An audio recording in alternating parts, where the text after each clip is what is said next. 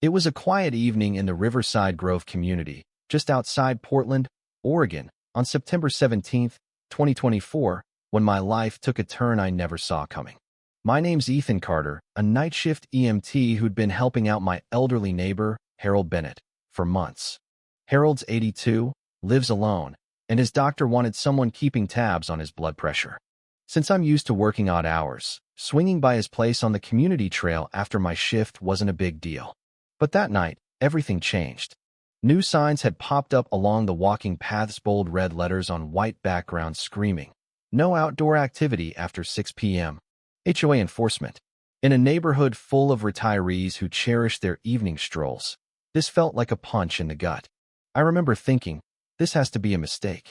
The signs had the HOA logo, all official looking, but something was off.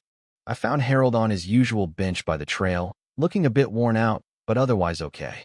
"Evening, Harold," I said, setting down my medical kit and pulling out the blood pressure cuff. "How's it going tonight?" He gave me a tired smile as I started wrapping the cuff around his arm. That's when I saw them flashlights cutting through the dusk, moving fast toward us. 3 figures in reflective vests labeled HOA Patrol approached, led by Karen Whitmore, a woman in her late 40s who treated the HOA like her personal empire. Her expression was all business, and those bright LED beams hit me square in the face, forcing me to squint. "Excuse me," Karen called out, her voice dripping with that fake authority some people lean into way too hard. "You're violating the new community rules by being out past 6 p.m. She stopped about 10 feet away, keeping that flashlight trained on me like I was some criminal. Harold shifted nervously beside me, the blood pressure monitor beeping as his readings spiked 170/98. I kept my voice steady. "Deep breaths, Harold. Look at me." Then I turned to Karen, trying to stay calm. "What rules? I haven't seen any notice about this." She reached into her folder and pulled out a violation notice, already filled out. When she handed it to me with a smirk, my stomach dropped. My name, Ethan Carter, was typed out in the violator field, clear as day, before I'd even stepped outside. This wasn't random. This was a setup. I pointed at the paper. "Why's my name already on this?" I didn't even know about this rule. For a split second, Karen's eyes flickered, caught off guard. Maybe that I'd noticed. "Standard form," she said, but her voice was too sharp, too defensive. It was nonsense, and we both knew it. You don't preprint someone's name unless you're gunning for them. I flipped on my body camera, stating the time and date for the record. September 17th, 2024, 6:15 p.m. Harold's breathing got heavier, his hands trembling slightly. I could feel the tension rising, like a storm about to break. A neighbor, Jack Thompson, a retired cop who lived a few houses down, happened to walk by. He stopped, taking in the scene, an EMT, checking an elderly man's vitals, getting grilled by Karen and her wannabe security squad. Jack's eyes narrowed. He wasn't buying this either. Karen raised her voice, now playing to the audience. "Sir, you need to leave the common areas immediately. These rules are effective as of today, and all residents must comply." I asked to see the official documentation, meeting minutes, votes, anything. As an HOA member, I had every right to know. But Karen just shook her head. "Direct all questions to the HOA office during business hours." That was it. No answers, just orders. After making sure Harold got home safely, I checked the HOA's online bulletin board. It was chaos posts about an emergency board meeting scheduled for the next night to discuss a disruptive EMT who was allegedly filming residents without permission and defying rules. They didn't name me, but it was obvious who they meant. My gut twisted. If this was about safety, why was my name preprinted? Why the secrecy? This felt personal, like they were out to get me. The next morning, I did what any reasonable person would do. I emailed Karen, requesting the meeting minutes for this so-called 6 p.m. curfew. It should have been simple: send the request, get the documents. But within an hour, Karen replied, "Access denied." No explanation, nothing. Then, she sent a community-wide bulletin painting me as a troublemaker who refuses to respect guidelines and films residents without consent. I was floored. My body camera was for documenting harassment, not spying on neighbors. That's when I talked to Mrs. Evelyn Rogers, a sharp-as-a-tack former accountant who lived nearby. She'd been suspicious of the HOA's recent moves, too. These decisions are happening too fast, she said, her eyes narrowing. No community input, no transparency. She offered to help me dig into the curfew's approval, and I jumped at the chance. Evelyn found something big. The curfew was supposedly signed off by Daniel Pierce, the HOA president, on September 10th. Problem was, Daniel was in California that week, visiting his daughter who'd just had twins. Airline records proved he was 800 miles away when he supposedly approved this rule. We checked the digital signature on the approval. It didn't match Daniel's earlier ones. The font was wrong, the time zone log was off, and the email came from a sketchy non-HOA domain. This wasn't just sloppy, it smelled like fraud. Why would Karen block access to the minutes if everything was legit? Why forge Daniel's signature? I started wondering if this curfew was Karen's brainchild, pushed through without proper approval. I had to be careful. Accusing Karen without hard proof could backfire. Defamation lawsuits aren't cheap. So, I saved everything to secure cloud storage, layered with passwords. Then I remembered why Karen might have it out for me. Last year, at the annual budget meeting, I'd questioned the landscaping expenses $15,000 for basic lawn care, nearly triple what nearby communities paid. I suggested getting competitive bids, but Karen shut me down, insisting the current vendor was reliable. Looking back, I realized my questions probably painted a target on my back. She didn't like being challenged, especially about money. That evening, Daniel called me, his voice tight with worry. "Ethan, I never signed off on this curfew. I'm concerned about how this is being handled." My relief was instant but mixed with dread. If Daniel didn't approve it, Karen was either acting rogue or forging documents. Both serious. He urged me to bring everything to the emergency meeting that night. "Let the process speak," he said, but then added, "Be careful. Karen's hell-bent on making an example out of you." His warning sent a chill down my spine. This wasn't just about rules anymore. It was about power. The next morning, things got worse. Orange cones and plastic fencing blocked off the walking trails, forcing retirees like Mrs. Clara Wilson to navigate her walker in the street. The new lights along the paths were blending industrial-grade LEDs aimed at eye level, giving Harold headaches and driving Evelyn to skip her walks entirely. These weren't safety upgrades, they were hazards. I'd had enough of playing by Karen's rules, so I activated my city-approved EMT emergency plan, set up 3 years ago after a local storm. It allowed me to run safety drills and medical training, overriding HOA restrictions.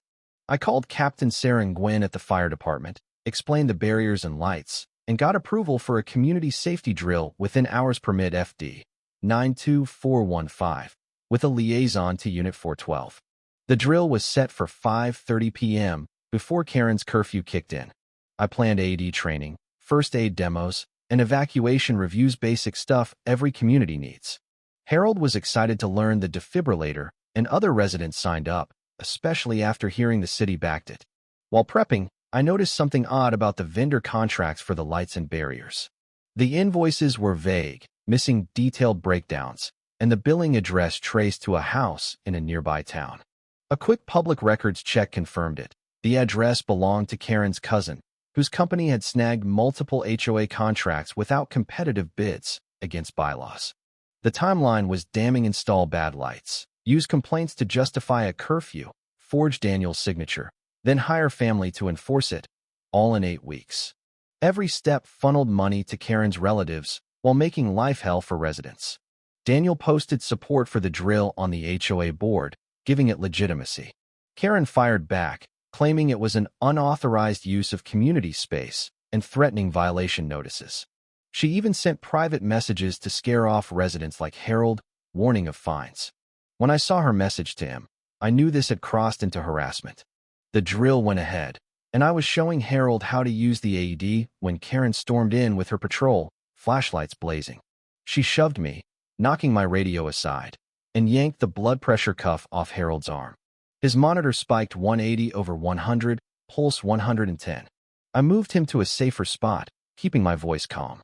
"Breathe slow, Harold." My camera caught everything, uploading to secure storage. Residents started recording too. Mrs. Clara went live on the community app, and views jumped from 50 to 200. I held up the city permit. "Anyone opposing this legal drill, Speak up on camera. Karen lunged, trying to block my lens, but my voice carried. September 17th, 2024, 5:45 p.m., recording obstruction.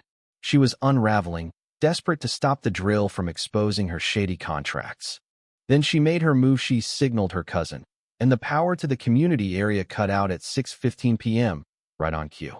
Karen declared the drill canceled, her team grabbing the AED and materials, thinking they'd won.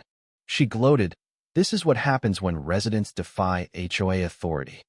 I wasn't done. I flicked on my headlamp and backup lights. Emergency prep 101. Scenario 3, power loss, I said for the camera. The AED had backup batteries, and I pulled out my evidence folder. Invoices, forged signatures, photos of unsafe lights. Captain Nguyen arrived, her fire department truck pulling up as I called in sabotage and assault. "The drill continues under city protocols," she said, her voice cutting through the chaos. "All interference stops now." I handed her the folder, announcing loudly, "I'm reporting financial fraud and assault during an authorized drill." Karen's face drained of color as I listed the evidence. Inflated contracts, forged documents, harassment of elderly residents. The folder passed to city hands, out of her reach. Harold was dizzy now, a real medical issue. I checked his vitals while Captain Nguyen cleared a perimeter. Daniel stepped in, bylaws in hand. Section 5.2. All restrictions require a vote and 10-day notice. None exists. He called for a show of hands to suspend Karen's rules. Dozens went up, live on camera, views hitting 1,000. A police officer arrived, backing Nguyen. Karen, in a final act of desperation, charged me, screaming I was a disgruntled resident harassing the HOA. The officer wasn't having it. "Step back, ma'am. You're interfering with emergency services." Witnesses and cameras caught her assault, her lies crumbling. Karen was arrested. Charges of assault, interference with emergency operations, and disorderly conduct. Her patrol members were cuffed for complicity. The case went to the DA with recommendations for fraud and forgery charges. Captain Nguyen ordered a safety audit of all HOA contracts, exposing $50,000 in misappropriated funds. Watching Karen led away in handcuffs, I felt relief, not triumph. Harold was safe, the truth was out, and the system worked. My hands shook as I set down my stethoscope. 3 years as an EMT, and I'd rarely seen justice move this fast.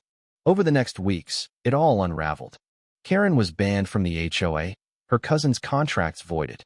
The state launched a financial audit, recovering funds for real safety upgrades, proper lights, fixed sidewalks, new emergency gear. A new sign went up. "Emergency personnel welcome after 6 p.m.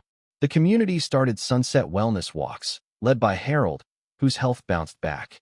Mrs. Evelyn organized first aid classes, and Jack set up emergency protocols. A new HOA vice president demanded transparency, ensuring fair bidding. The community wasn't just he led, it was stronger. Harold grabbed my hand one evening, his grip steady. "You didn't just help me, Ethan. You helped us all." I was scared to leave my house, but now I know people still care about what's right. That hit me harder than any victory. Neighbors thanked me, sharing stories of Karen's intimidation, fines for wheelchairs, threats for asking questions. 6 months later, Harold saved a neighbor's life with the AED skills he'd learned. That was the real win. So what do you think? Was I wrong to push back so hard? Or was exposing Karen the only way to protect the community? Should HOAs have this much power over our lives? Or is it time to rethink how they operate? If you were me, would you have risked everything to take her down, or played it safe and stayed quiet? Drop your thoughts in the comments. Hit that like button if this story got your blood pumping, and subscribe for more real-life battles. Stay safe out there.